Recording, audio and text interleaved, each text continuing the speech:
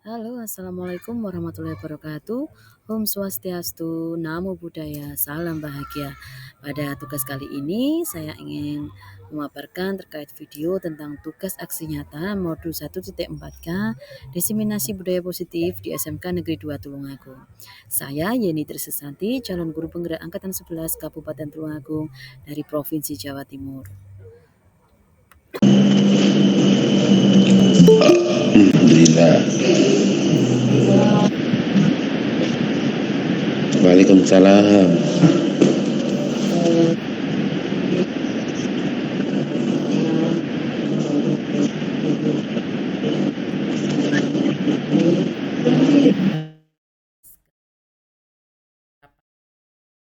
Saya ingin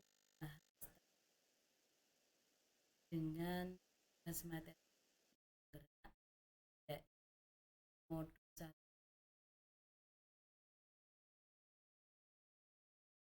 Pertama-tama marilah kita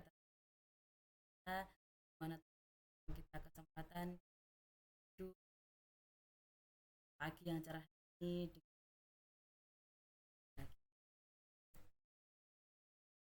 Bapak Ibu dan saya untuk melihat agenda kita akan ada kegiatan tentang kebiasaan dan saya share screen ya.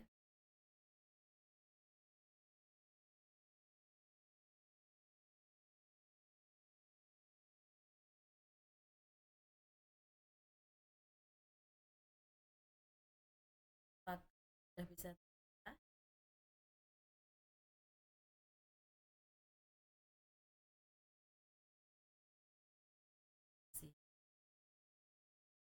dalam materi kali ini saya ingin aksi nyata diseminasi budaya positif di SMK Negeri.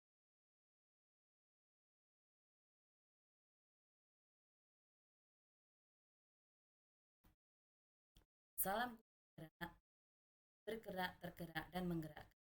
Di dalam ini share screen Bapak Ibu, adakah kendala? Bisa berjalan dengan baik? Dan tanda paling tidak jempol atau apa?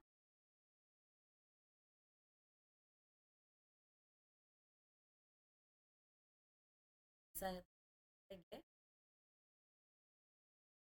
sini di dalam budaya positif seorang guru harus mampu sekolah budaya positif dan dengan motivasi dan perilaku manusia yakin pas bukan dasar manusia restitusi segi restitusi. Nah, ada beberapa kita ketahui bersama bahwa disiplin positif yang mengajarkan anak bertanggung jawab dan memberikan kesadaran berdasarkan ajaran. Disiplin positif disiplin dapat mengontrol tindakan. Disiplin positif dapat membuat murid memahami dan menyadari berdasarkan motivasi internal bukan akibat paksaan, ujian. Dalam hal ini berarti harus dilakukan sejak siswa dari pertama. Di sini kita akan mencoba menemukan hal yang positif bagi siswa-siswi. Nah, untuk mengetahuinya, mari kita pelajari tentang 6 karakter dalam adalah beriman, bertakwa kepada Tuhan Yang Maha Esa dan berakhlak. Kemudian mandiri, berkebinekaan global, gotong royong, kreatif dan bernalar kritis. Kemudian motivasi perilaku manusia. Dalam motivasi perilaku manusia ada 3 macam, yaitu untuk menghindari ketidaknyamanan atau hukuman, untuk mendapatkan imbalan atau penghargaan dari orang lain, kemudian untuk menjadi orang yang mereka inginkan dan hargai sendiri.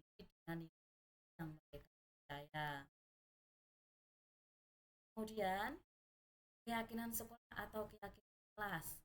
Dalam keyakinan sekolah atau keyakinan kelas itu ada poin yang harus kita ketahui bersama, yaitu guru berperan dalam keyakinan sekolah atau kelas dan adanya kesepakatan antar murid. Kemudian keyakinan sekolah atau kelas berupa pernyataan-pernyataan universal yang mudah diingat dan dipahami dan harus diterapkan di lingkungan. Hal ini Bapak Ibu ketika kita masuk kelas, jadi kita membuat sebuah keyakinan kelas dengan para murid. Oh, misalkan kita belajar, kita catat belajar dengan disiplin waktu. Ada masuk kelas itu seperti ini adalah contoh-contoh keyakinan kelas. Ini saya berikan contoh, misalkan dari keyakinan kelas, misalkan ini ada 9C. Ini saya ngambil dari Google, contohnya seperti ini. Atau kalau di sekolah kita itu biasanya kita buat kesepakatan dalam keyakinan bengkel-bengkel. Ada contoh kalau mengambil peralatan bengkel, ya akan dikembalikan ke tempat semula. Bapak itu bisa menerapkannya seperti itu. Kemudian kebutuhan dasar manusia. Oke? Contoh seperti ini. Ketika seorang murid melakukan suatu perbuatan yang bertentangan dengan nilai-nilai kebaikan atau melanggar peraturan, hal sebenarnya dikarenakan mereka gagal memenuhi dasar manusia. Dan kebutuhan dasar manusia adalah ada bertahan hidup, kasih sayang dan rasa diterima oleh orang lain, kekuasaan, kebebasan dan kesenangan. Saya akan memberikan contoh terkait studi kasus yang ada di sekitar. Contoh, Ibu Retno adalah guru wali kelas 12 TKS. Sedang bingung menghadapi kelas satunya, Roni. Beberapa telah mengeluhkan Roni yang seringkali meminta bekal makanan siang mereka dengan paksa. Jika Anda menghadapi situasi seperti ini, apa yang akan Anda lakukan? Menurut Anda, kira-kira apa alasan Roni melakukan hal itu? Alasan Roni melakukan hal ini karena dia merasa senang temannya ketika memperhatikan dia. Jadi temannya melaporkan tindakannya itu pada gurunya dan gurunya memberitahu orang tuanya sehingga orang tuanya memperhatikan dia. Maka kebutuhan dasar yang sedang dipenuhi oleh Roni adalah kebutuhan akan kasih sayang, rasa Kemudian alasan Roni lagi adalah karena temannya takut dengan dia dan merugikan keinginan. Sebetulnya Roni sedang berusaha memenuhi kebutuhan dasarnya akan. Kemudian selanjutnya alasan Roni karena dia merasa bosan dengan makanan yang dibawakan dari rumah karena ibunya selalu membawakan bekal yang sama. Nah itu dia ingin mencoba makanan beraneka ragam. Maka Roni sedang berusaha memenuhi kebutuhan akan kebebasan. Nah, hal ini Roni melakukan iseng saja dan ia menikmati ekspresi wajah teman-teman yang kesal karena diambil makanan. Dan menurut dia ekspresi teman-temannya itu, maka berarti Roni sedang berusaha memenuhi kebutuhan akan kesenangan. Kemudian posisi kontrol atau restitusi. Ada 5 posisi kontrol atau restitusi, yaitu sebagai hukum, guru sebagai pembuat merasa bersalah, guru sebagai teman, yang keempat guru sebagai pemantau, dan yang terakhir adalah guru sebagai manajer. Nah, ini adalah 5 posisi kontrol. Dalam hal ini ada beberapa yang menjelaskan tentang motivasi, identitas atau kontrol dari luar, identitas berhasil atau sukses, dan identitas berhasil sukses atau kontrol diri sendiri. Di situ ada beberapa tabel yang bisa kita lihat bersama. Kemudian, di antara kelima posisi kontrol tersebut, sebaiknya seorang guru menggunakan posisi kontrol sebagai manajer. Selain itu, posisi manajer mengacu pada restitusi yang dapat menjadikan murid sebagai manajer bagi sendiri, sehingga dapat tercipta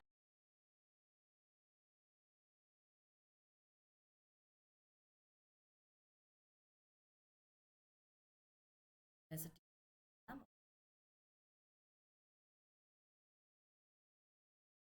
Kemudian kita pelajari bersama terkait segitiga restitusi.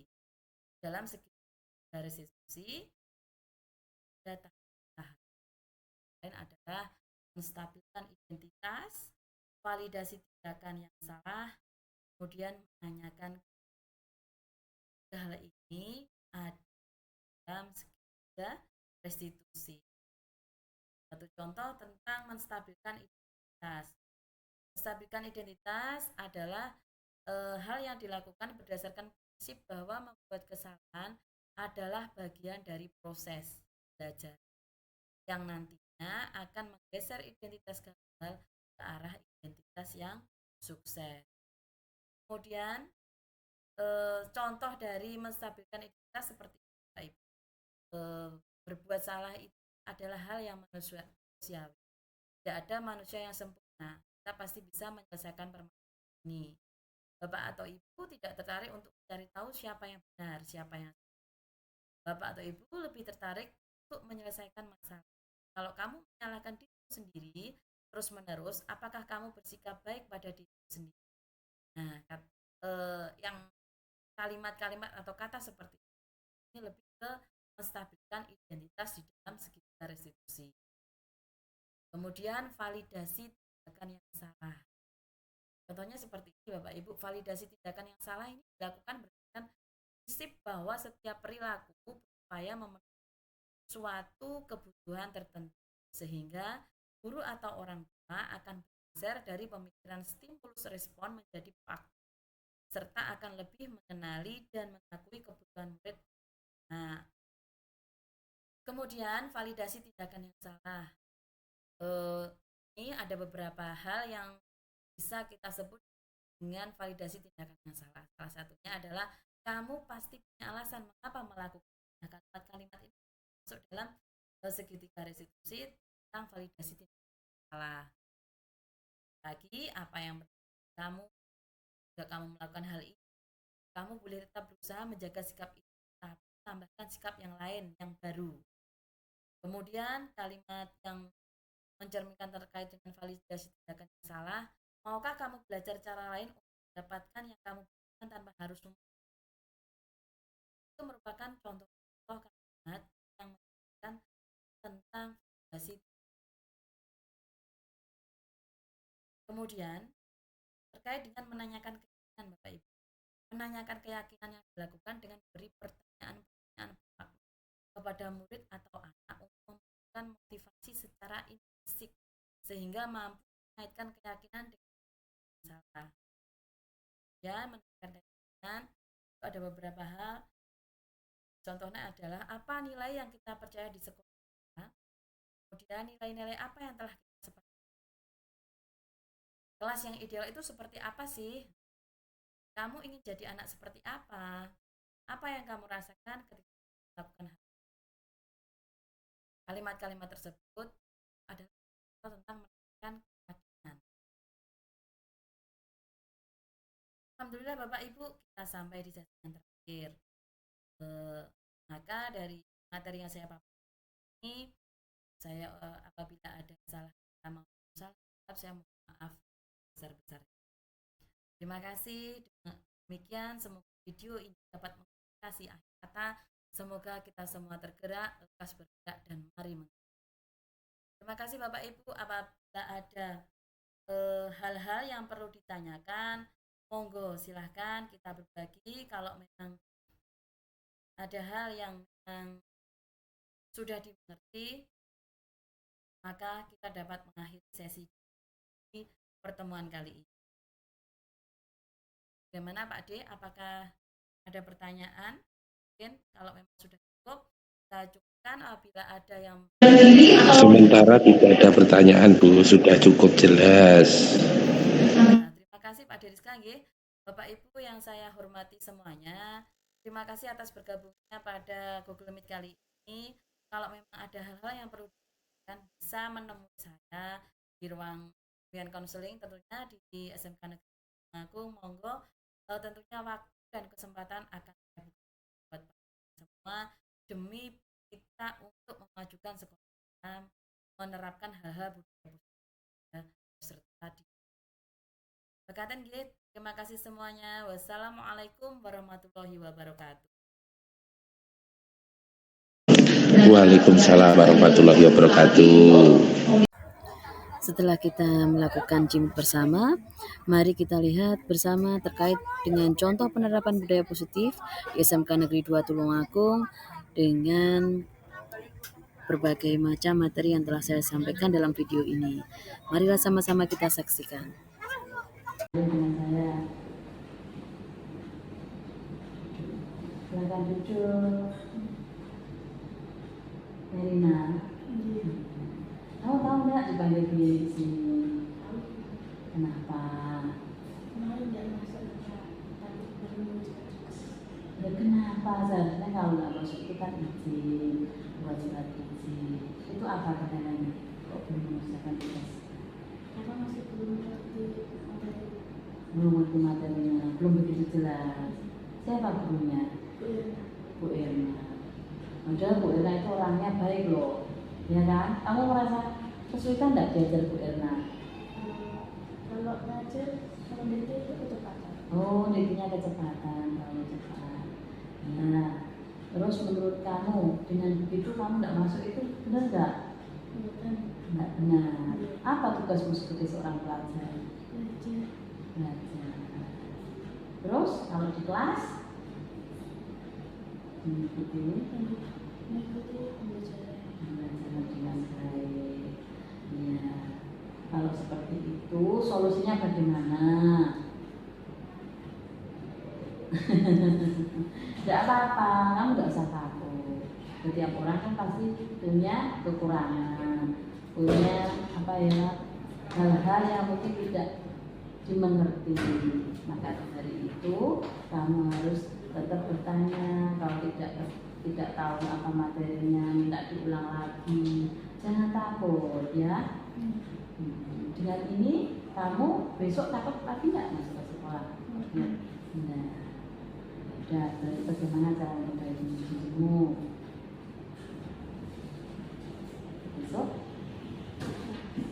Besok masuk terus ya. Kalau ada kesulitan, tanya dengan Bu Irma. Untuk pelajaran lain tidak ada.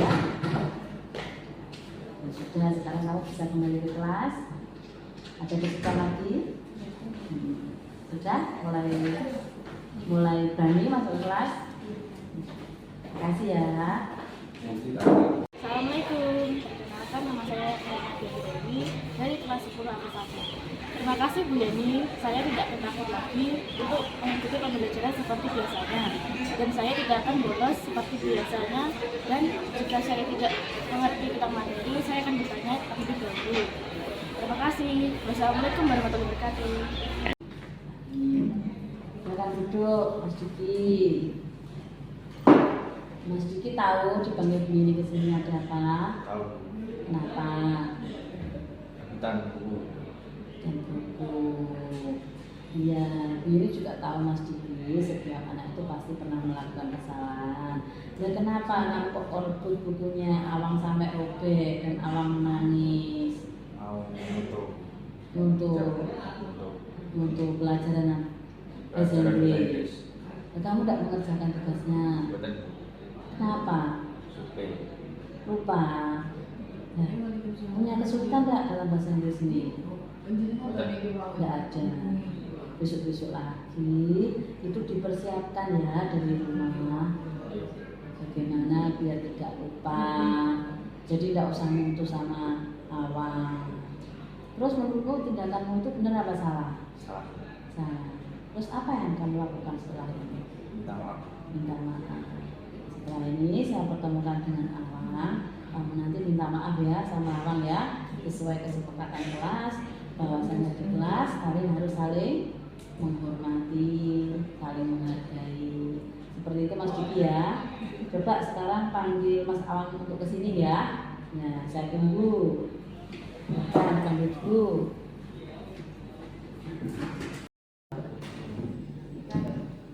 Mas Awang tahu tadi dipanggil Bu Yani kesini?